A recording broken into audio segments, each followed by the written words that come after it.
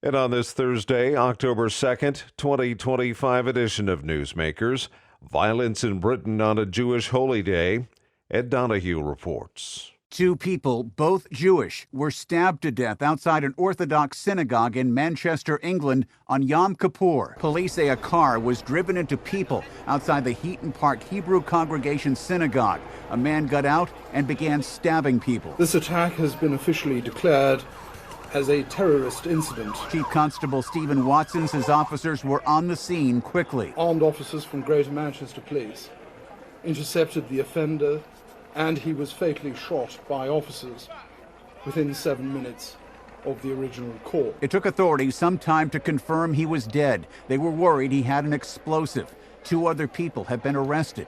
Prime Minister Keir Starmer says it's shocking. Additional police assets are being deployed to synagogues across the country, and we will do everything to keep our Jewish community safe. Yom Kippur is the Day of Atonement and the most solemn day in the Jewish calendar. I'm Ed Donahue.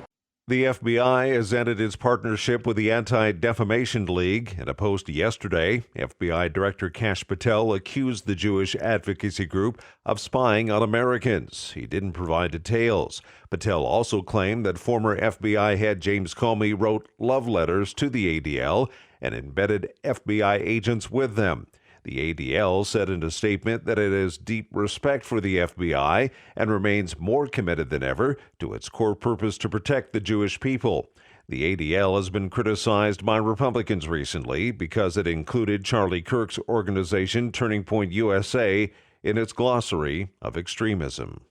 Susan B. Anthony, Pro-Life America, says it's adding North Carolina to the list of U.S. Senate races it's targeting next year.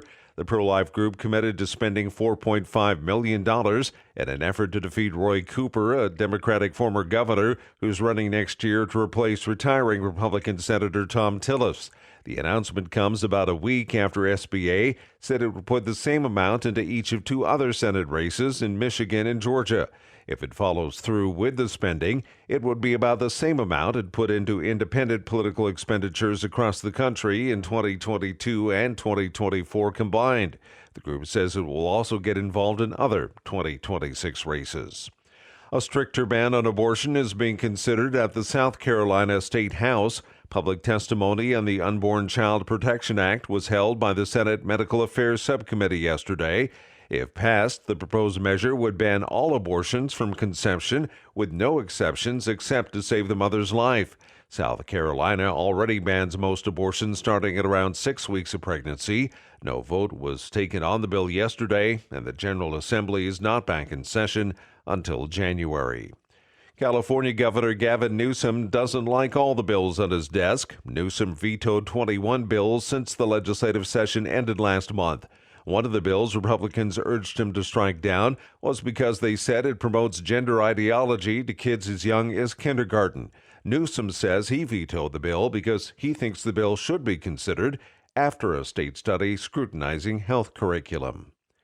And that's Newsmakers for this Thursday, October 2nd, 2025 edition. I'm Keith Black.